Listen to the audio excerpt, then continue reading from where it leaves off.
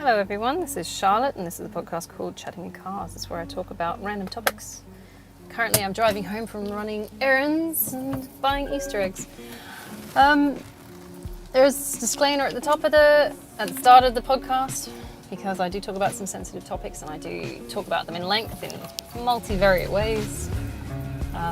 It's never a linear conversation, so I do talk about a lot of random shit. And I do swear because I like swearing. I really like swearing. Anyway. Was raised a lady, didn't get sucked into it that much. Anyway, so the topic for the podcast on the way home today, and it is Friday, and my brain is fried, and I am unapologetic about it because I had kindies all day, and they nearly fucking killed me, is, ooh, he nearly died. Good job. Some dickhead on a scooter. Anyway, what are we talking about? Friendship. Friendship's wonderful, isn't it? Yes. Again, I said random topics. As you get older, you find that you lose a lot of friends. I've noticed this. Although some friends will actually stay long enough to actually, make a dent in your life. Maybe be at your wedding. Alright. I've got a friend, for example, called Andrew, who I've known since I was 7 years old, and I'm now 37, so for the last 30 years, that fucker has been hanging around. He's a great guy, we have nothing in common, but because we've known each other so long, we're now apparently... I was his best friend for a while, right, in primary school and maybe high school. But now we're just kind of like, we just know each other long enough that we're kind of more like, yeah, as a friend, as a guy I know. So it's weird, and relationships change as well. So they don't actually stay the closeness that you had at the start, or maybe, what you had, what was close at the start is now is separated, or maybe the other way around. Maybe you're not clear friends with someone and then become close buddies. So it's a very dynamic relationship you have with random people that you aren't, I would hope, trying to shag. If they do try to make, you keep it as a sort of platonic relationship, I would think. Some people manage to make their friends their, partners and things like that. I think honestly it might ruin the relationship, I don't know. Unless of course you don't have them as that close a friend. Like if I had an acquaintance, like if I had picked, oh hello, that's a nice bike, sorry, just saw a Harley. If I saw, I got like squirrel mentality right now, dude, I'm barely hanging on. If I saw a guy that I like, and I did like a guy once in the social group I just left. As I mentioned to him before, I did really like him actually, but I was with someone else at the time, and then now he's with someone else at the time, so, we never really coincide with our singleness. I don't know what this douchebag's doing. You need to let me merge, guy. Fucking Navarros. But no, we as far as I could see on paper, we had a lot of stuff in common. Similar mindsets, maybe, I don't know. Christ, we were using the same supplements for the gym, which I found fascinating because it's a bit niche, the supplements I use. So there are a lot of signs that maybe we could be, something, or at least friends or something like that. But because of the social group, I think he hangs around. It's at a pub that I just couldn't set foot in because my ex-boyfriend used to not work there, but he works there, but my ex-boyfriend goes drinking there. So I'm like, I don't want to run into my ex-boyfriend. So now this common ground that we had, I can't even go into because I don't want to run into that asshole, which is a shame because we had a lot in common. He was a really nice guy. I kind of feel sad about that actually. But I wouldn't have minded that kind of relationship that was a friendship turning into something else, like a bit more. I wouldn't have minded that. Because again, we had things in common and similar mindsets and things like that. I don't know how sucked into that bar sleeping around culture he was into. It didn't seem that much because he never really hung around while everybody else was getting shit-faced. So I'm like, okay, cool. So you've obviously got better things to do, and I probably should be doing better things as well, to be honest with my life.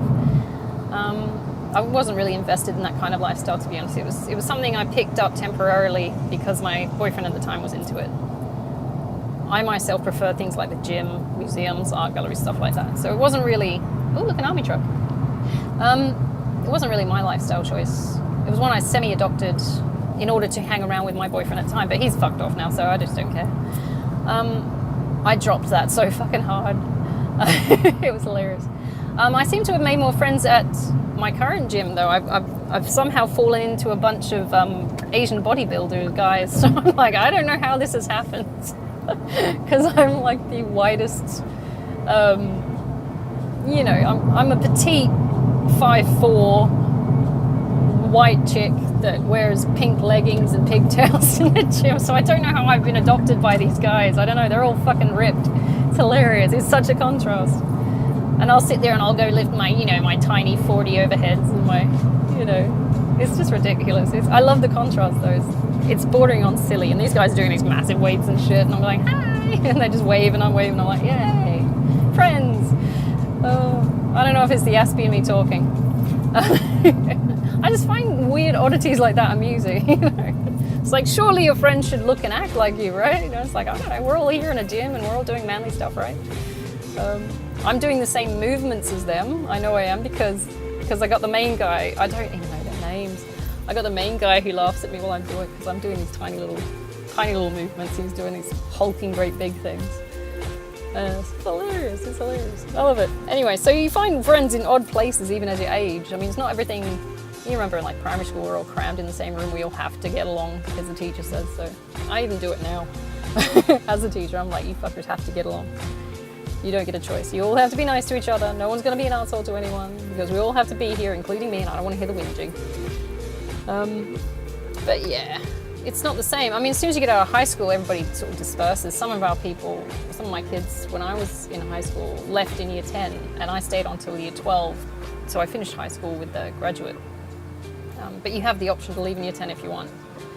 They went off to TAFE to do like welding jobs and shit like that, because it's mainly a very labor-based area. It's a low SES area. You go into like fabrication factory work, welding, pot making, shit like that. Or you go in the Navy, or you go FIFO, which is mining. My parents were adamant when I was going to uni, so I had to stay to 12. And then there was a great initiative where we didn't have to, we were opted in, and you had to have a selection criteria to get in. You had to have good grades. But there was like a bridging course in year 12 where you were doing your uni units as your final year of your high school units, which was fantastic. I would love to find the guy who organised that, because he was one of the actual lecturers who, like the unit coordinators for that, for the kids. And to be honest, that foot in the door was amazing, because you made friends with people who were already uni students. And that's an eye-opener, because it's a different world, high school to uni. But, you know, I lost a lot of my friends just because they dropped out at year 10. Some of them were potheads, some of them just got pregnant, some of them just disappeared. And some of them I stayed, like my friend I was talking about, Andrew, who I've known since I was 7, and he stayed on with me to uni because his parents were of a similar mindset to mine, where you're going to go to uni, you're going to get a degree, and you don't have a choice. He went into forensics and stuff like that, which was interesting, but he loved CSI at the time and stuff like that. I went into, oh Christ, what did I do? I did general arts because I didn't know what to do, and then transferred over to environmental science. Because I'm like, this is interesting, I love the environment shit. I got a bit bored with that. I went into community development because I like the idea of that. Oh no, wait, did I do community development first? You know, it's all like social work, looking after people and trying to develop, you know, that kind of social work crap. My parents thought it was impractical and convinced me to do teaching because at least it's a paid job, right? It's a solid job. You're never going to run out of teachers, really. Well, teachers are never really going to run out of work, which has been pretty much proved in the last couple of years where I am. We're now having trouble finding staff to man or person positions, which is how I picked up a year's contract for this year.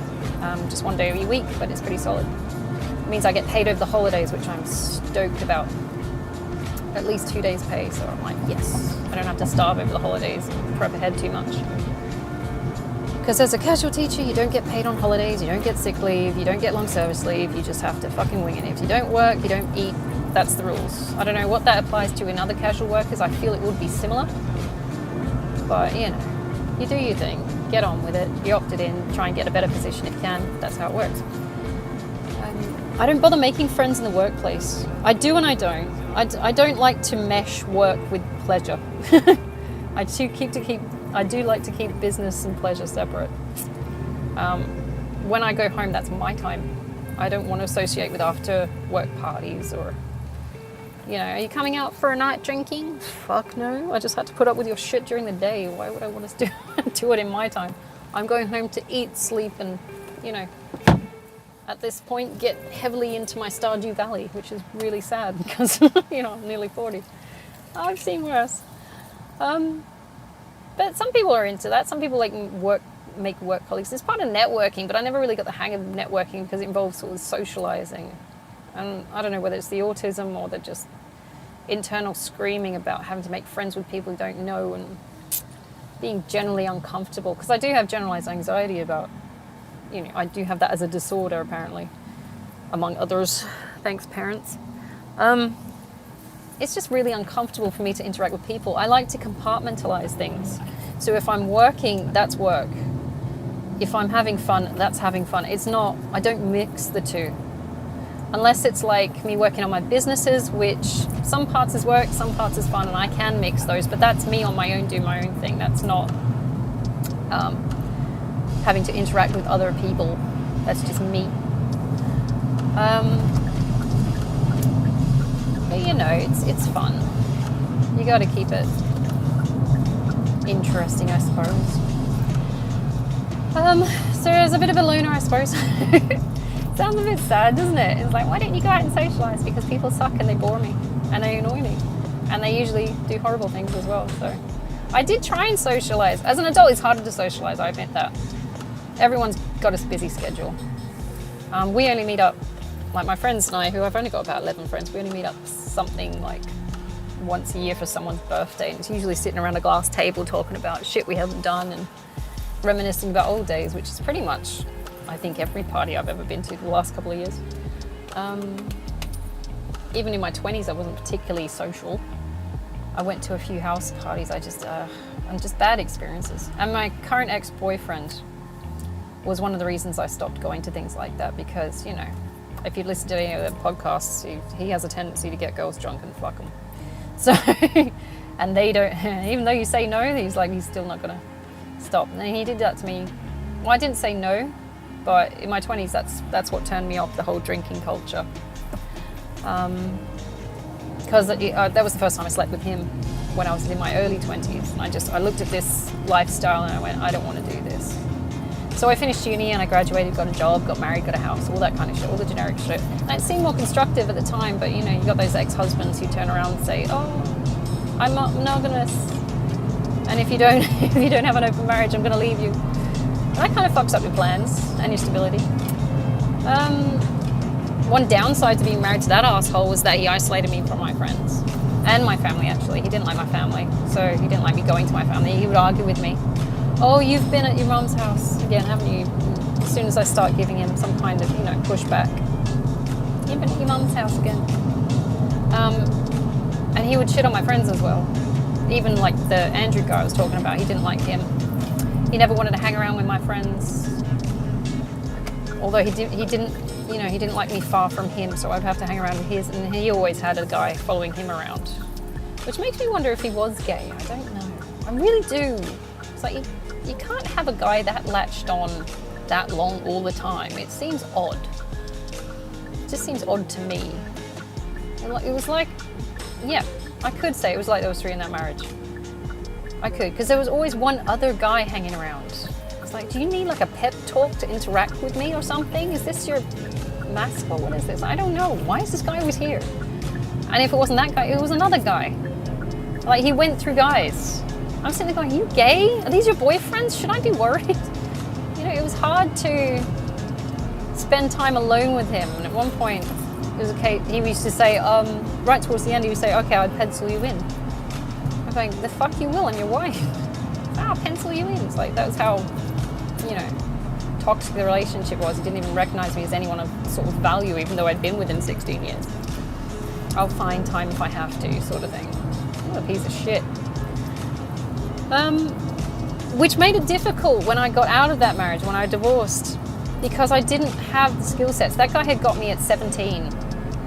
So everything I knew about making friends and things like that was still from high school sort of level. I didn't quite understand what I needed to do, and I had trouble, first of all, with social skills because I've got autism, and general anxiety and all that shit, and I just didn't know what to do. So the first experience I had coming out of that marriage, which was into social situations where I had been isolated before, basically. I'd just been following this ex-husband around, who was my current husband. And I didn't have any kind of understanding of what was going on. The first experience I had was going into that social group that used to work at my ex-boyfriend's pub, his local pub. And it was just a horrible experience. And I tried to make friends with them, but I found a lot of, I mean, if you've listened to the Mean Girls podcast, you'll understand why I had such a horrible time with these assholes. It was just, there was a lot of two-facedness going on and a lot of underhanded stuff. And I wanted to be friends with them because I'm sitting there thinking, here's a new experience for me. I've just moved to this town. I want to make friends. I want to, face new experiences that I haven't been able to do because I was married to this asshole that controlled my every fucking movement. I want to try new things. Instead, I walked into this social group and I found a bunch of 20-year-old odd girls. I think the oldest was 25, some shit like that. Who were just bitches. And all the guys kept trying to fuck everyone. And everyone's just getting drunk. And I'm going, what is this shit, dude? I left this shit 20 fucking years ago. Why are we back here again? And I got fed up. I don't want these kinds of people. And they're not worth they're not people worth knowing. They're what's known as fair weather friends. And it's stupid. They're only there if they can get something out of you, sort of people, It's like, I only want to hang around you as long as you're buying the drinks. Or I only want to hang around you as long as you're going to shag me later. I mean, I had guys sitting there flirting with me, rubbing their feet up against my leg, and fucking winking at me and shit like that, while I'm sitting right next to my boyfriend at the time. I'm sitting there, I'm going in my head going, the fuck is this shit? He's right here. There's no shame to this at all. And I don't know what was going on with that group. I like to think it's just that group. I'm sure there are other friend groups that are not pieces of shit, but I don't know. Is that what the culture of the 20-year-olds is these days? I don't know. I think they just seem to want to use each other. And I remember this in my early 20s. I'm going, I thought we grew out of it or something, I don't know. Maybe it's just that particular group is toxic as fuck. But I looked at this and I said, these aren't people I want to know. These aren't my friends. These aren't people who give a shit about me. So I left. Unfortunately, one of the people who hung around that group and had to work among them was the guy I liked. So, which is a shame because I would have liked to have stayed friends with him. And there was another guy called John, which was really, really nice. I'll give him credit for that because he was lovely. I don't know how we got mixed in with that group, but there was like 3 girls that were just sluts. 2 guys, one guy who was, a slut. The friend of my then ex-boyfriend, the close friend who clearly had a crush on him, a guy, he wouldn't fuck off at any time. That was pretty much a bromance. I'm sitting there going, where the fuck am I supposed to be in this? Because right now I'm standing on my own and I don't like any of you fuckers really. The only shame I feel about that is not staying in touch with, the John guy who was really, really nice, and the other guy who was the yoga spiritual guy. I feel bad about that. And when I did ask him out, which is silly, and I found out that he had a girlfriend. I think he did try and start a conversation about how was I going and stuff like that, but I kind of wanted to stop it there. Not because I didn't like him, but because I had just asked him out and I knew he had a girlfriend on it, and he's sitting there going, but how are you going, by the way? I'm going, I can't carry this conversation on, dude. I've just asked you out. It would be really disrespectful to your girlfriend if I carried this on. I'm not going to. Okay, so I said, great, have a nice new year. It's like, bye. I'm going, shit. Seems I follow the bro code more than these guys do, which is odd. But these are the rules I've been taught. This is what my brother has taught me, because I hero worship my brother. He taught me the bro codes. Like, this is what you don't do. This is what you do. And if a guy does this to you, don't do it. And you don't shag your friend's sister, and you don't, all these things that he taught me. But I don't see replicated in the social circles, and I'm going, I don't understand. And my autism's like, this doesn't make sense. This just doesn't make sense. All these rules but they don't make sense. And it just turned out to be this horrible experience where everything was conflicting and I didn't like it. And so I left. And to be honest, since I've been in isolation, I went full hermit mode with that. I'm like, fuck this, I'm just gonna work on my businesses or work on building up finance in my house, and I'm gonna chill. And since I did that, it's been a hell of a lot nicer. I know some people look at me like I'm crazy because it's like, you don't go out. It's like, I'd prefer not to, because I've seen what they do out there and I don't want to play those stupid fucking games, quite frankly. I find them shallow and hollow and gross, really. It's like, oh, I can see what the girls were doing and it bugs the shit out of me. It really does. Because I've seen it already time and time again. It's like, bearing in mind I'm nearly 40 now, I've seen what 20-year-olds do. I know what they were doing. They're trying to sleep around to get attention, not just attention, but to actually hook a guy in. Now, where I grew up, girls slept around and they purposely got pregnant to hook the guy. That way you've got a baby daddy, what they call a baby daddy these days. What we used to call a Centrelink payment and a baby bonus. Because the guys were dumb. But the girls were a bit sharper and the guys were like, ooh, free sex. And the girls were like, ooh, a job. Ooh, an investment. But they got rid of the baby bonus since, and it's like, you fucked yourself, because now you're stuck with this kid that you didn't want to a guy that you can't stand. And yeah, I see the outcome from it, and I see the fallout from emotional damage and stuff like that, and I'm sitting there going, the girls are still trying to fucking do it. It bugs the shit out of me, because it was pathetic when they were doing it at my age. It's even worse now, because these girls are the result of that.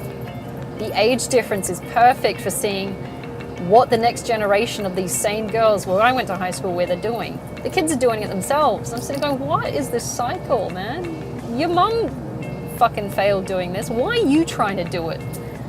And it just goes on and again, and it just replicates the area, you know? All these same asshole types of people turn up again, doing the same shit. All of them get emotionally fucked over and then pass that on to the next generation. And it's just like, oh, this is what we do in our 20s. It's like, no, it's not what you fucking do in your 20s, you idiots. And you don't want to listen to me. And I'm sort of like the bridge there, because I've seen both sides of it and opted out. Ooh, siren somewhere. You don't have to do what your friends are fucking doing. And they're just too fucking thick to understand where it's going to go, and they don't want to listen. And that was one of the more uncomfortable sides of it, because, you know, they, you know, try and make you feel old. I was thinking, I'm not that old, dude, and I'm not as stupid as your fucking mum, okay? Or your dad, or whoever fucking parented you. Because you are looking at the same fucking lifestyles the people you hate, and they often think that parents don't get along with them. So it's like, why are you looking at me like I'm the bad guy here? You should be looking at yourself and what you're doing. It bugs the fuck out of me. Yeah, and other stupid things like I've never done drugs. I've never done drugs. That's not a bad thing. We were told, don't do drugs, okay? My autism kicked in and I said, okay, I won't do drugs. So I didn't. I mean, I was surrounded by them. First it was weed, then ecstasy, then fucking, I think it's currently meth at this point, where in the area I grew up in. There were people doing it. They told me not to do it, so I didn't do it. You know, it wasn't hard. They said, don't smoke. Okay, so I won't smoke. So I didn't. It's very easy with autism to follow instructions and stick with it. I don't know why people consider it a disorder. It doesn't make sense, because I followed the rules. That's what you do. You know, if you love someone, you marry them. That's the rule. It's like, I followed all those rules. Although that one backfired, because the guy I married didn't love me enough to actually be monogamous, so that kind of backfired. Which came as a shock 16 years later. Little prick. That took some psych work. I had to go and see a counselor and shit for that. Because it just didn't match up in my head. My rules that I've been taught didn't match up in my head as to the events that had happened, and I had to really, and I crumbled, to be honest. I crumbled. I couldn't get my head around why he felt like he needed to do that, or why had I done something wrong, and I did blame myself for a long chunk of it. The recovery it took like 2 years to even, it took a full year for me to hate him. It took a full year. I know that much because that first year of the separation, I was still willing to get back with him. Like, still willing to take him back and try and work it out. The second year, I was just fucking angry for like a solid fucking year. And parts of me are still angry because I know what he did was wrong.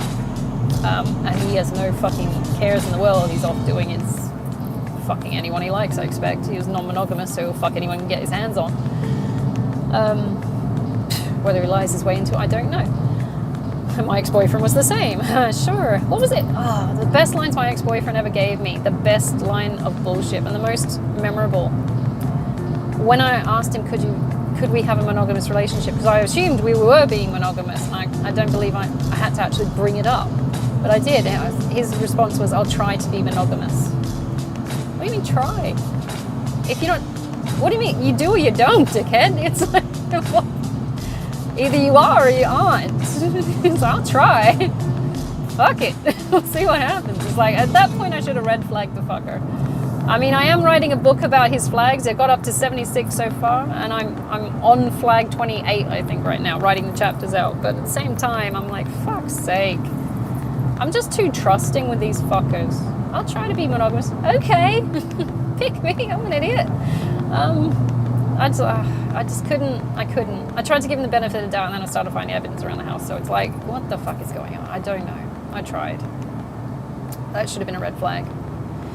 But the thing is, just like, these are the kinds of people that hang around in the last social group that I tried to blend in with. And to be honest, I'm happy that I didn't keep them around. I don't want them as my friends. I don't like this kind of person.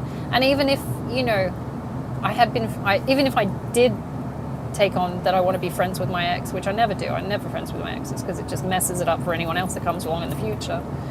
I cut them off dead. I don't give a fuck. I don't want anything to do with them. If they're an ex for a reason, if not several. But looking back at this guy I was dating, I'm sitting there going, even if we weren't dating, I wouldn't want to be your friend. It's very primary school, isn't it? It's like, you're not my friend. But I'm sitting there looking at the practices he has and the behaviors, and I'm sitting there going, this just is not the kind of person I want to associate with, because he's a piece of shit.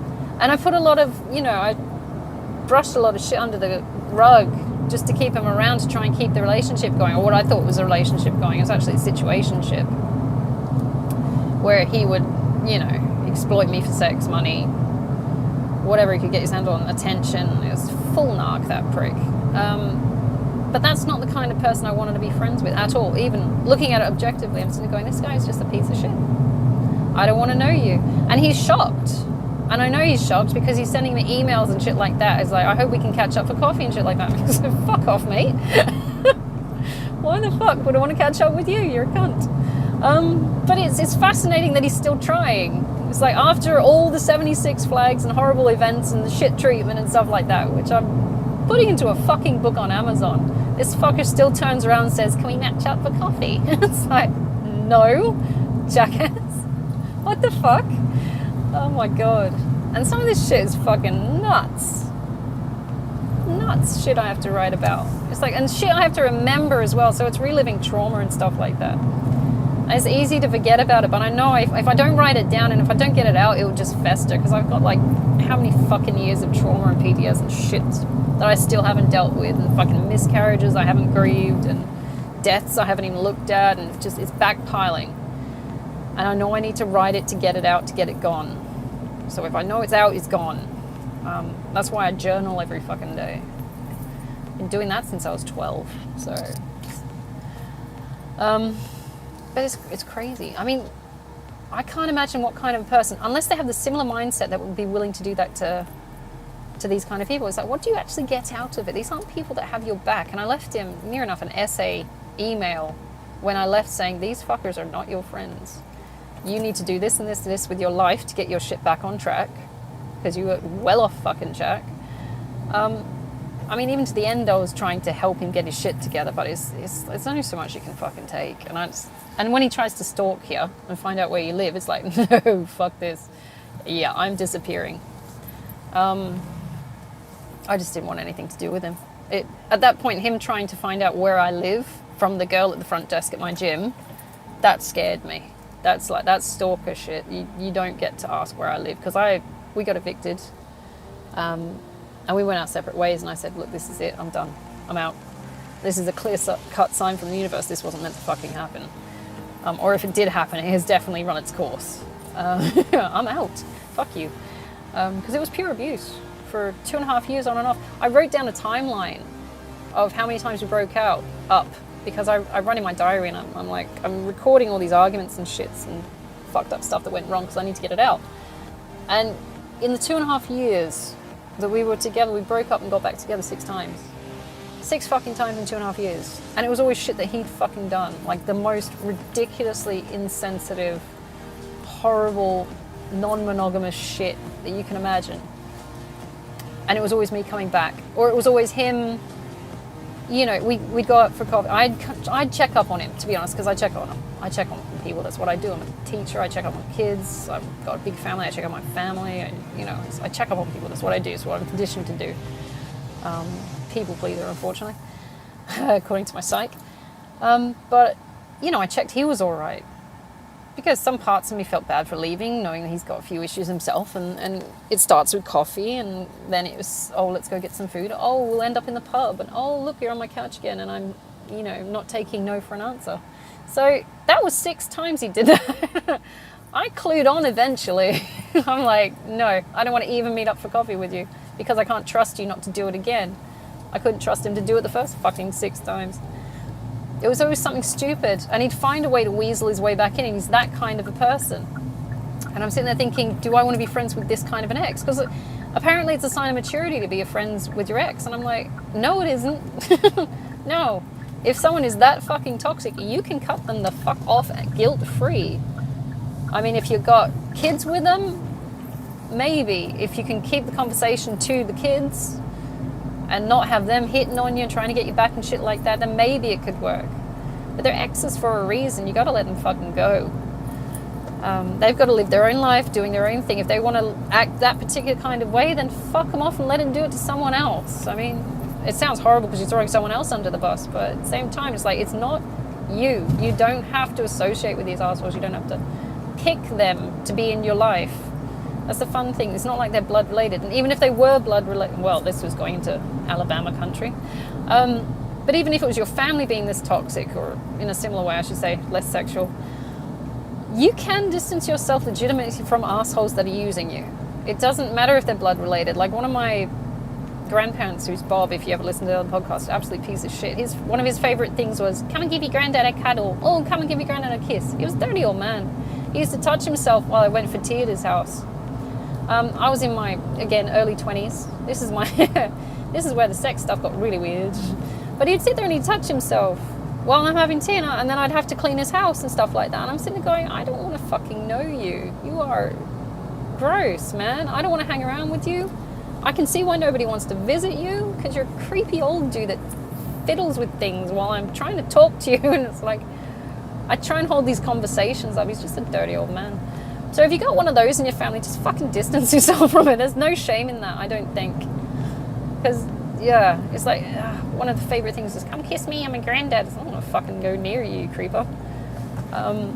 This family obligation thing is a bullshit thing. It's bullshit. If they're, as an individual, being as toxic as fuck, and using that family loyalty to hold over you, make you do things, that's bullshit. Let it go. Because that's not family. That's exploitation through bloodlines. That's not anything. Yeah. Don't even get me started about my parents. Anyway, yeah, no. You don't have to associate with those assholes. So you do get to pick and choose your friends.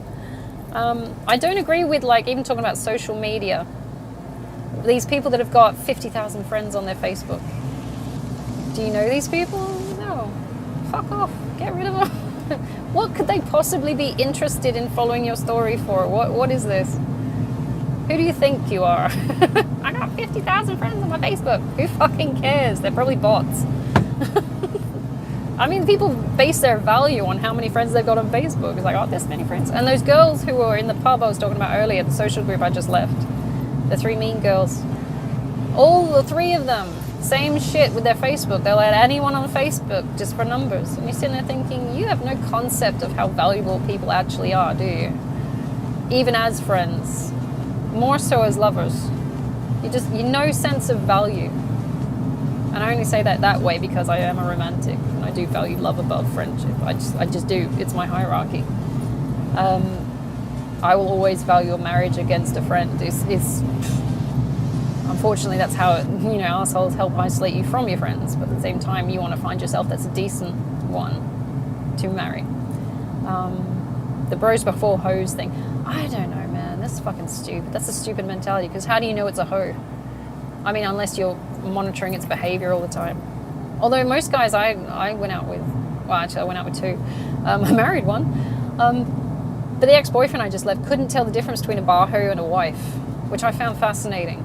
Because I'm like, they're clearly whores. How can you not see the difference? Am I hitting on your friends? Am I grabbing bits of your friends? Am I sleeping around behind your back? No, I'm not a bar whore. Why do you keep pairing me with these fucking sluts? It's like, stop it. I don't get it. I didn't get it. But he treated me like that I was one of them. And I'm sitting there going, this is not... No. No. Because the shit you do to me, I would never do to you. I don't understand why you're doing to me. I've given no sign of evidence as to why you think... why do you think I'm that kind of person? I don't... And that's one of the things that really hurt. Because I'm like, you were treating me like I was one of them, and I would never do that. I've never done that. It just didn't make sense. So really, when you're choosing friends, you've got to, choose people that are on your moral level as well. That's the tricky part, because you won't know until you get there. You can look at someone on paper and say, oh yeah, we've got a lot of things in common, and yeah, we can get along and talk about this, and then you see them be like horrible to wait staff or something, and you go, wow, you're a piece of shit. I don't want to know you. Okay. And you can afford to be picky and choosy, as long as you're comfortable with being alone. And I am, because I've always been alone. Even when I'm, with my family, I'm separate from them. Or if I'm with my friends, there's a distance. Of course there is. I mean, we keep our own bubble. But at the same time, I don't know if you listened to that podcast I did about the value of silence. There comes a time when you have to be okay with being alone, because inevitably you will be alone at some point in your life. No amount of white noise of having extra people around you claiming to be your friends is going to solve your problems for you or help you come to grips with situations that are just some fucked up shit. You can have the social support, but don't rely on it heavily. It never lasts. They've got their own shit to deal with. You have to be able to be okay with being on your own and dealing with your own shit on your own. My brother has friends he's had since high school. He's now 40 something, 40, what am I, 37? He's like 42. Yeah, something like that. He still associates, like one of his friends has cheated on his wife, and to me, I would have cut that fucker off, because that's not the kind of person that I want to associate with. I'm very cutthroat when it comes to morality. It's like, if you cheat on someone, I don't want to know you. You don't exist to me. I don't do forgiveness, particularly when it's infidelity. I don't want to associate, because they're capable of it. It's not that they won't do it again, it's that they're capable of doing it. It's like, I know I'm not capable of cheating on someone, because I find it disgusting to me. It is base behavior. It's disgusting. Some people are like, oh, I forgave him because he wouldn't do it again. It's like, yeah, bullshit, he'd do it again. They're designed that way. Some people are just designed that way. I'll give in to that. Some people call it, polyamory. It's like, no, it's cheating. Let's glorify it and call it polyamory. It's like, no, you just want to cheat. To me, it's, yeah. I know, I've got a very closed mindset. But, when you're with someone, you're with that person. Oh, look, a cute puppy. Oh, I want one of those. I've got to think what puppy I want. Anyway, sorry, long conversation now. When I get my house, I want to get a puppy. I don't know which one I want. Okay, anyway, that's another podcast. But he's so cute. I had a little fluffy butt. Sorry. I'm getting clucky over puppies more than I do over kids. But it's like, these are not the kind of people that you want to associate with, because bad associations do taint useful behaviors. When I signed up to dating my ex-boyfriend, he's a fucking alcoholic. And I found myself, binge drinking to keep up with him. And as soon as I dropped him, I went back to teetotaling. It's like, I don't drink at all. And I didn't drink for 15 years before I dated him. It just didn't interest me. It doesn't interest me now. I'm not in the drinking culture. It doesn't go anywhere. I waste a lot of money. I'd rather be at home rather than forcing myself to socialize with assholes. So you got to pick and choose your people, because you will pick up their habits. If you hang around with a bunch of potheads, you're going to take up pot, probably. Luckily in high school, my friends were either, we're heading to uni, let's go study. Or, let's hang out at the beach and, catch some waves, dude. That was my people. My boyfriend in high school was a surfy dude, surfy skate, and we just hung out at the beach after school. And that's it. No weird shit, no drugs, just wanted to go and sit at the beach, man. And it was a nice break from having to go home to my parents who were just constantly fighting. And then fighting at me. And it was just like, yeah, fuck it, man. I just want to go to the beach. I just want to get my booze and hang out with my guy. And that's pretty much what I did with the last social group. Is like, I just want to go to the pub, hang out with my guy. So in high school I was a surfy, but, you know, trying to make friends now, you choose to hang around with a piece of shit, you're going to turn into a piece of shit. And then don't ask questions why you did it or how it happened. Look at the people around you, because they just tainted your fucking reality. I don't know how this happened. Who are you dating right now? Go and look at them, because that is a reflection of you. Or who are your friends, because that is a reflection of you. Or who do you associate the most with? It's like when you go to a different country and you're trying to pick up the language, so you saturate yourself in it. You saturate yourself with people who speak the culture or speak the language or have the culture, and you want to understand that, so you take on the language more readily. It's the same with your friend group. If you want to pick something up, go and stand with people or hang out with people or associate people with do certain things. You're going to pick it up eventually, just by, you know, osmosis or absorption, I should think. That's the problem. You know, these days I'm a bit damaged when it comes to friendships. I got trauma. I got trauma on trauma on trauma. I got family trauma. I got friendship trauma. I got ex-boyfriend trauma, ex-husband trauma. It's like I've got so much trauma when it comes to just people that I find it's just easier to just be alone. It's less harmful. I can do whatever the fuck I want. I don't have to ask permission like I used to have to ask my husband permission if he was okay with me going to do some stuff. He was that kind of a fucking narc, and it's easier for me to. I know it seems crazy to people because I do isolate quite a bit, but it recharges my energy, man. And I don't have to, you know, second guess myself to check that I fit in or I'm following people's rules or stuff like that. If it feels right to me, I just go. I just do it, and half the time I'm right or I'm constructive, or, you know, I don't have any real destructive tendencies besides maybe a sugar addiction. So even being on your own and not having many friends is fine. You don't have to fit in. You don't have to have vast quantities of these people telling that you're fucking fabulous. And I know I've done a podcast on sycophancy, or I think I have. I might check that. Where these people who are just, you know, telling you that you're fine and that you're wonderful and how amazing you are, pretty much just trying to get some shit out of you or get you to do what they want you to do. It's a mind fuck. It's a game. Unless you've got some genuine people with genuine concern for you, who are leading the way into a more constructive lifestyle or something like that, be more productive, chances are they're just trying to exploit you. I mean, people don't recognize that until they're outside the group as well. Like when I was with that last social group, one of the mean girls, the blonde one, the one that kept groping my ex-boyfriend. Oh, I hated her. Anyway, she kept like every time she would come and hang on him or pull in his arm or some shit like that. Bitch, get off him. I don't know what your fucking deal is. It's like, oh, we're all friends. It's like, no, fucking not. That one's taken and you're a slut. Get off. And it's like, I didn't want to confront her because I'm like, I just want shit to be peaceful right now, but really I want to jump this desk and fuck you up. But that could be my sort of rage issues I've been storing for the last God knows how many years.